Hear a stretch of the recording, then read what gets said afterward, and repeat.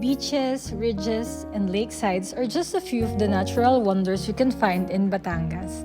Many people pass by the province but never really linger long enough to see more of the area, particularly the food scene. If you want to change that and explore the culinary wonders of the Kapeng Barako region, we rounded up 10 of the most scenic restaurants and cafes in the province to add to your road trip itinerary. But before we go over the restaurants, please don't forget to subscribe to Yummy Dish TV for a weekly dose of yummy goodness.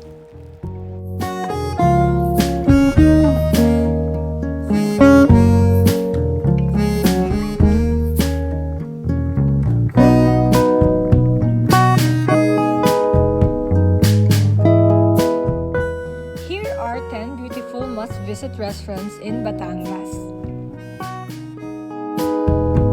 Chef Chateau is easily one of the most beautiful food spots in Batangas.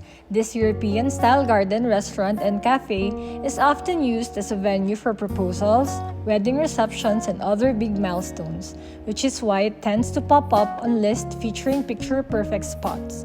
But even on days when it isn't playing host to any events, it is still a thing of beauty, especially in the late afternoon when they turn on the garden's warm lights. Just note that dining at the main restaurant is strictly by reservation, but if you just happen to be in the area, you can still pop by the Cafe Toe, for the same scenic views.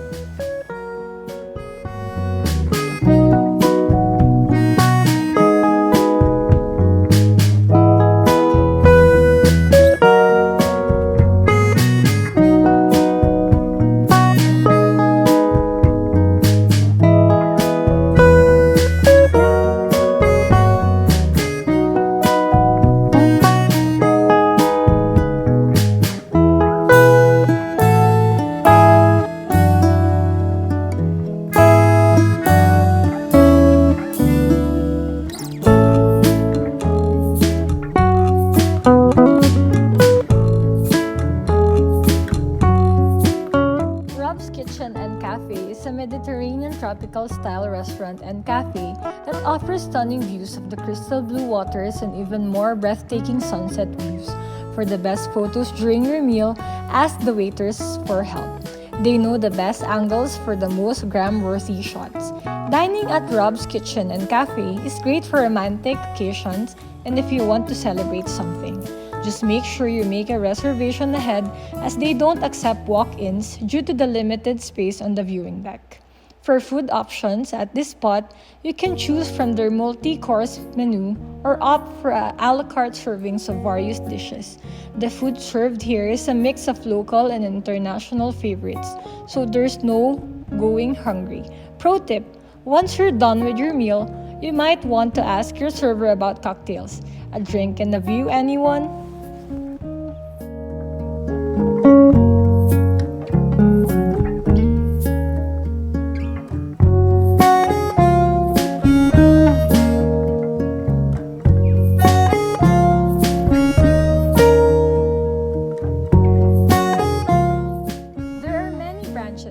White Cafe. Some are standalone stores while others are inside malls.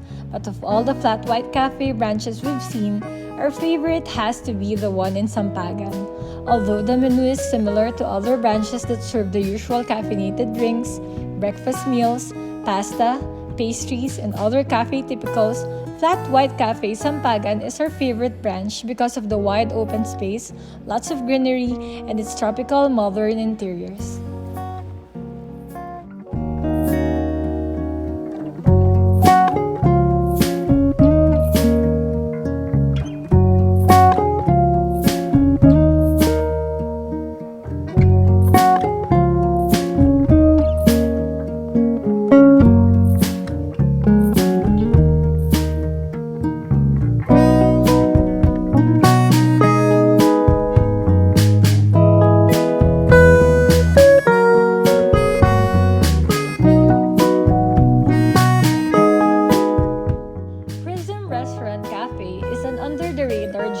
Batangas.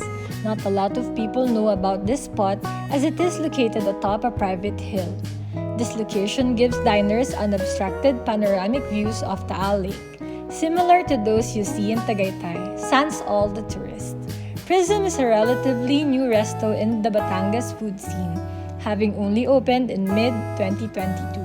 But despite this status, it has already earned the patronage of many Batangueños. Dining at Prism will introduce you to dishes that use classic French and Italian culinary techniques while still having the signature Filipino taste and flavors.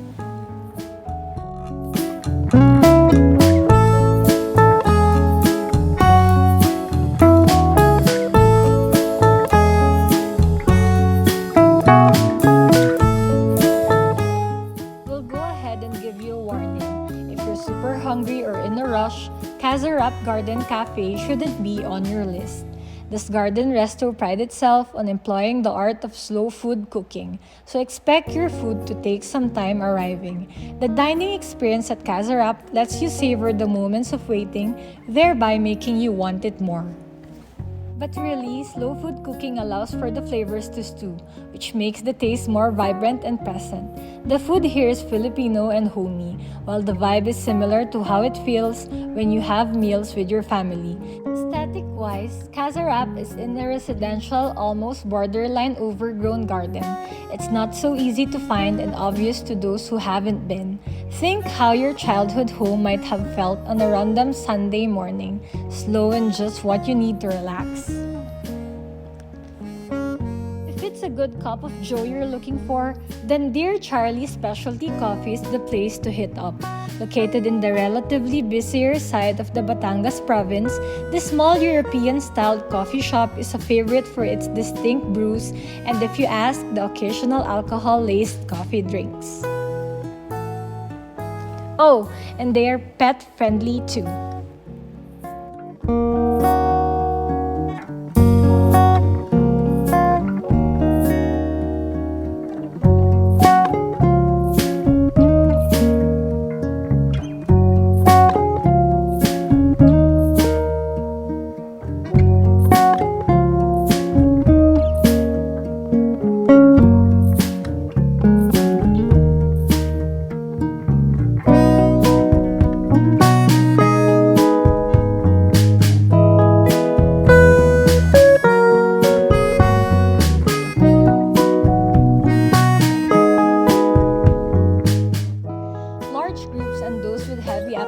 Are very much welcome at Cortel Restaurant and Bar.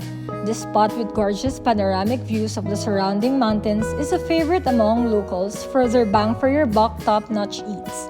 Have your fill of their family-style food selections or their bar chow and tipples.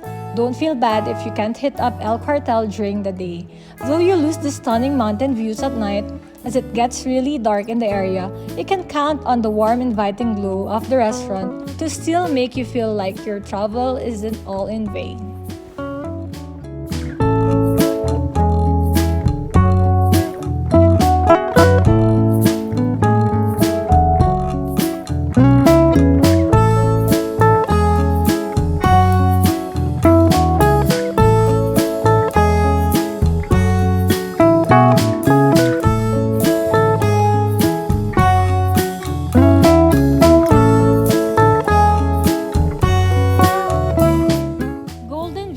Cafe and Restaurant is an unassuming little shack on the highway with picturesque overlooking views. The spot is often a stop for bikers and motorcycle riders making their way up the ridge. Golden View's menu, much like its appearance, is very rustic, homey, and 100% Filipino.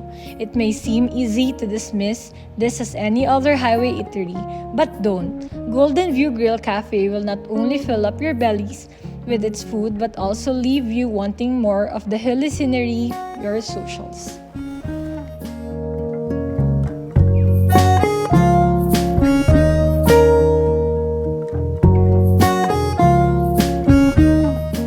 Cafe is located on a gorgeous property with a white house and a spacious garden. It's easy to get confused and think this commercial spot is a residential unit, but just go ahead and enter. Once inside, You'll notice the small, dainty details like the stone paths, the umbrella garden sets, and the fairy lights, among others, that make Lucia's one of the go-to venues for weddings and other milestone events. Don't be intimidated. Dining at Lucia's Cafe isn't restricted to special occasions. You're welcome to drop by on normal days too. When here, make sure to try their different continental eats like roast beef and gravy, cheesy baked salmon with mashed potato, and chicken parmigiana. But save room for dessert. You wouldn't want to miss out on Lucia's selection of cheesecakes.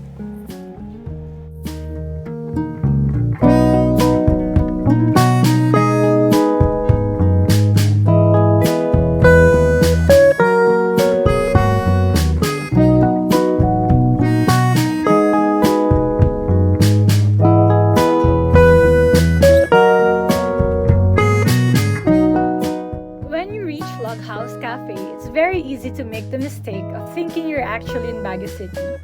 Loghouse Cafe is exactly what its name says it is. It's a log cabin amidst agoho trees that mimic the cool American-style forest cabins of the city of pines. Every inch of this cafe is friendly for the gram. While you're already here at Loghouse, don't miss out on trying their kapeng barako. Trust us, it'll keep you awake. You could also fill your bellies with their wide selection of cafe eats, including pasta bowls, pastries, sandwiches, and burgers.